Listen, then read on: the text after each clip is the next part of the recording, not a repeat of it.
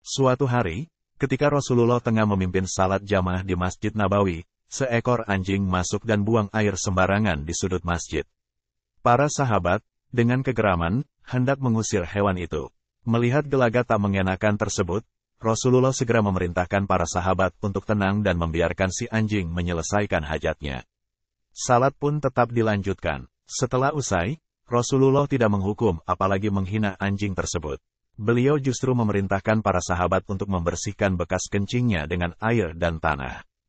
Tindakan Nabi ini sontak membuat para sahabat bertanya-tanya, mengapa beliau tidak mengeluarkan anjing itu, terlebih lagi di tempat suci seperti masjid.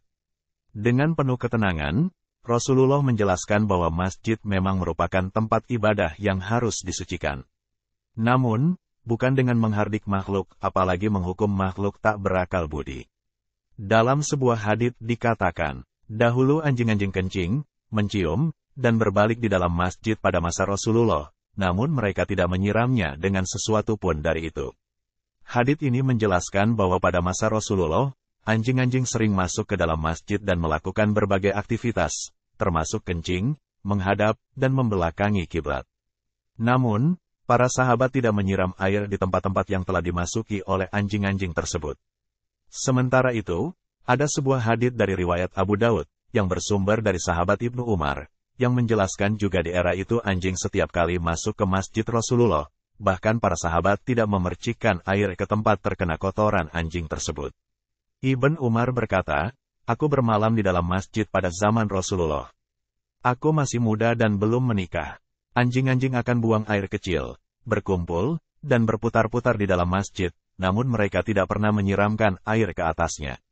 Terkait hadits tersebut Muhammad Syamsul Al-Haq Abadi, dalam kitab Aunul Mabud, Jilid 2, halaman 34 mengatakan, hal ini menunjukkan bahwa tanah yang terkena najis selalu kering karena terkena sinar matahari atau udara sehingga tidak ada bekasnya, maka tanah tersebut menjadi suci. Pendapat ini didukung oleh pendapat Al-Khattabi yang menjelaskan bahwa anjing pernah buang air kecil, menghadap, dan membelakangi di masjid secara sekilas. Hal ini menunjukkan bahwa anjing hanya masuk dan keluar masjid pada waktu-waktu tertentu, dan masjid tidak memiliki pintu yang menghalangi anjing untuk masuk.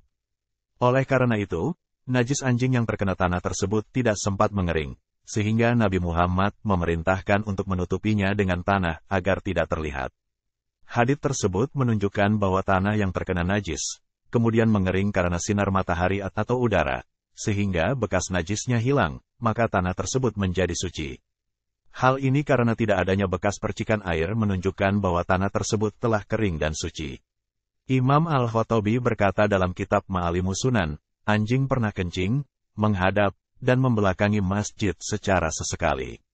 Hal ini karena tidak boleh membiarkan anjing memasuki masjid hingga menguasainya dan kencing di dalamnya. Kencing anjing di masjid hanya terjadi pada waktu-waktu tertentu, dan masjid tidak memiliki pintu yang menghalangi anjing untuk menyeberanginya. Lebih dari itu, kisah anjing yang kencing di masjid dalam masa Rasulullah bukanlah sekadar cerita tentang seekor hewan.